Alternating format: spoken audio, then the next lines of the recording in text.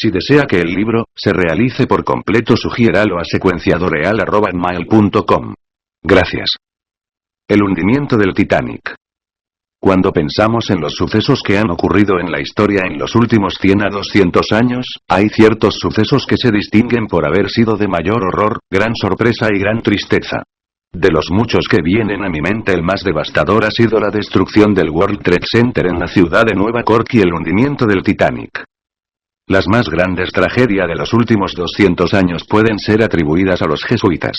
Sabemos hoy día que los jesuitas planificaron y llevaron a cabo el hundimiento de Titanic, y mostraremos por qué lo hicieron.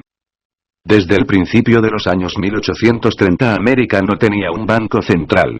Los jesuitas deseaban desesperadamente otro banco central en América para poder poseer una reserva sin límites para sus muchas guerras y para otras tramas ocultas alrededor del mundo. En el 1910, se reunieron 7 hombres en la isla de Jequill, en la costa de Georgia, para establecer un banco central, al que llamaron el Banco de Reserva Federal.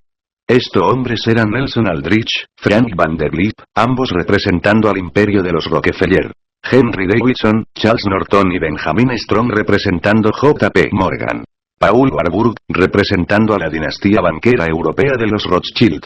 Hemos visto anteriormente que los Rothschilds fueron los agentes banqueros que sirvieron a los papas jesuitas conservando la llave de las riquezas de la Iglesia Católica Romana. Los Morgan eran competidores amigables con los Rothschild y llegaron a ser muy unidos socialmente con ellos. La firma Morgan en Londres había sido salvada de la ruina financiera en el año de 1857 por el Banco de Inglaterra, sobre el cual los Rothschilds tenían una gran influencia. Luego, Morgan parecía haber sido un agente financiero de los Rothschild e hizo todo lo posible por aparentar ser completamente americano. Su entrada en ese campo bancario tipo Rockefeller no fue recibida con beneplácito de parte de Morgan, por lo que se convirtieron en competidores feroces. Eventualmente, decidieron minimizar su competencia y comenzar a compartir aventuras. Al final, trabajaron juntos para crear un cartel nacional llamado el Sistema de Reserva Federal. G. Edward Griffin, The Creature from Jekyll Island, American Opinion Publishing, p. 209. Énfasis añadido. Estas 3 familias financieras, los Rothschild, los Morgan y los Rockefeller, quienes hacían lo que la orden de los jesuitas les dijeran, ya que los jesuitas se infiltraban en sus organizaciones, hacían lo que fuese necesario para destruir las libertades constitucionales en América y para lograr que el Papa dominara el mundo. Si miramos hacia atrás al siglo XX, vemos cuán exitosos han sido los jesuitas. Han continuado malgastando las riquezas de América y atacando continuamente la Constitución y las libertades. El poder del Papa en la Ciudad del Vaticano aumenta día a día. Algún día lograrán un control total otra vez. La construcción del Titanic comenzó en el 1909 en un astillero en la capital del norte de Irlanda. Belfast era una ciudad protestante, por lo que era odiada por los jesuitas. La Primera Guerra Mundial comenzó unos cuantos años después. El Titanic era uno de los botes de la flota que poseía la línea White Line, una compañía de transportación marítima internacional. El negocio bancario no era el único en el que Morgan tenía un interés económico fuerte. Haciendo uso del control que tenía sobre los ferrocarriles de la nación y usando el mismo como herramienta, había creado un tipo de financiamiento internacional que incluía las 2 líneas alemanas más grandes y una de las 2 más grandes en Inglaterra, la línea White Star. Ibid, p. 246. Había un número de hombres ricos y poderosos que declararon de forma clara que no favorecían el sistema de reserva federal. Los jesuitas le ordenaron a J.P. Morgan construir el Titanic. Este barco supuestamente indestructible sirvió como el barco en el que encontraron la muerte aquellos que se oponían a los planes de los jesuitas de establecer un sistema de reserva federal.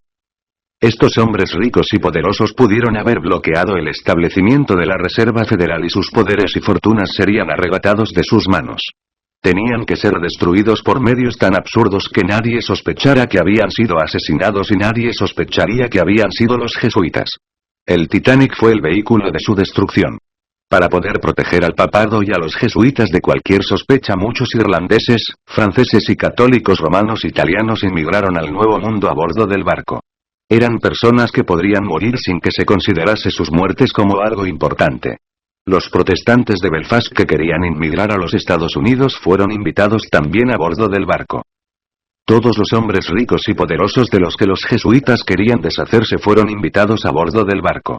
Tres de los más ricos y poderosos de estos fueron Benjamin Guggenheim, Isadore Strauss, el propietario de las tiendas por departamento Macy's, y John Jacob Astor, posiblemente el hombre más rico del mundo. El total de sus riquezas en aquella época, haciendo uso del valor del dólar en ese momento, era de más de 500.000 dólares, 000 de dólares. Hoy día esa cantidad de dinero tendría un valor de 11 billones de dólares.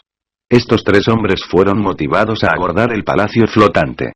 Tenían que ser destruidos porque los jesuitas sabían que ellos utilizarían sus riquezas y sus influencias para oponerse al Banco de Reserva Federal, y también se opondrían a las varias guerras que se estaban planificando. Edward Smith era el capitán del Titanic. Él había navegado las aguas del Atlántico Norte por 26 años y era considerado el más famoso maestro de las rutas del Atlántico Norte. Él había trabajado con el jesuita J. P. Morgan por muchos años. Edward Smith era un jesuita laico. Esto significa que no era un sacerdote, pero que sí era un jesuita de sotana corta. Los jesuitas no son necesariamente sacerdotes. Aquellos que no son sacerdotes le sirven a la orden a través de su profesión. Cualquiera puede ser un jesuita y su identidad no ser conocida. Edward Smith le sirvió a la orden de los jesuitas en su profesión de capitán de mar. Existen muchos puntos interesantes acerca del Titanic y los mismos se discuten en un vídeo hecho por National Geographic en el 1986. El vídeo se titula The Secrets of the Titanic.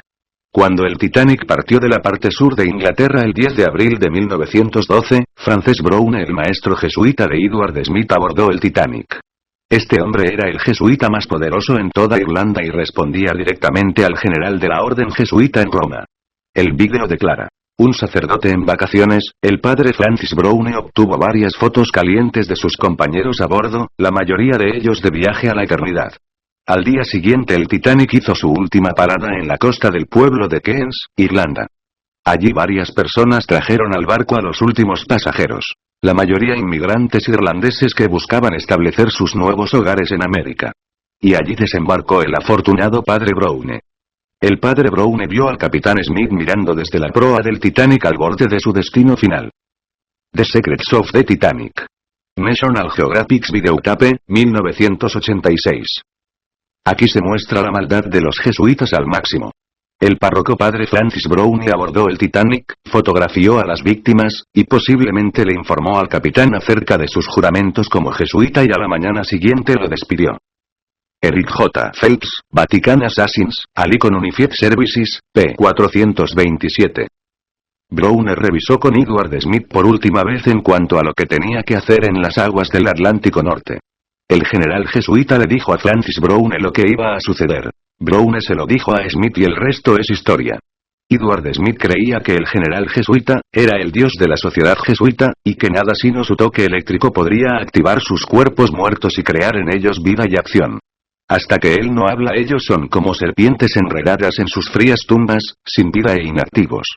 Pero en el momento en el que él da la orden, cada miembro se levanta inmediatamente, dejando todo lo que hubiesen estado haciendo incompleto, preparados para asaltar al que se les requiera asaltar y golpear donde quiera que se le pida que lo haga. R. W. Thompson. The Footprints of Jesus, un Theaton. pp. 72,73. A Edward Smith se le ordenó hundir al Titanic y él lo hizo tal y como le fue ordenado hacer. Por el mandato de Dios, el general jesuita, es ilegal matar a los inocentes, robar, cometer cualquier maldad, porque él, el Papa, es el Dios de la vida y de la muerte y de todas las cosas. Por lo tanto, nuestro deber es cumplir con sus mensajes. W. C. Browne. Secret Instructions of Jesus, American and Foreign Christian Union. p. 143. No hay ningún informe en la historia de una asociación cuya organización haya prevalecido por 300 años, sin cambio y sin alteración a pesar de los ataques de los hombres y los tiempos, y que haya ejercido tan inmensa influencia sobre los destinos de la humanidad. El fin justifica los medios es su frase favorita. Y como su único medio, como hemos mostrado, la orden está dispuesta a cometer cualquier tipo de crimen. G. B. Nicolini, La historia de los jesuitas, Henry G. Bon, pp. 495, 496. Énfasis añadido. Recordemos el juramento que cada persona tiene que hacer para formar parte de la orden jesuita. Debo considerar mi cuerpo como un cuerpo muerto sin voluntad o inteligencia, como crucificado quien se entrega sin resistencia a la voluntad de aquel que la maneja con un bastón en su mano, quien la usa como se le requiere y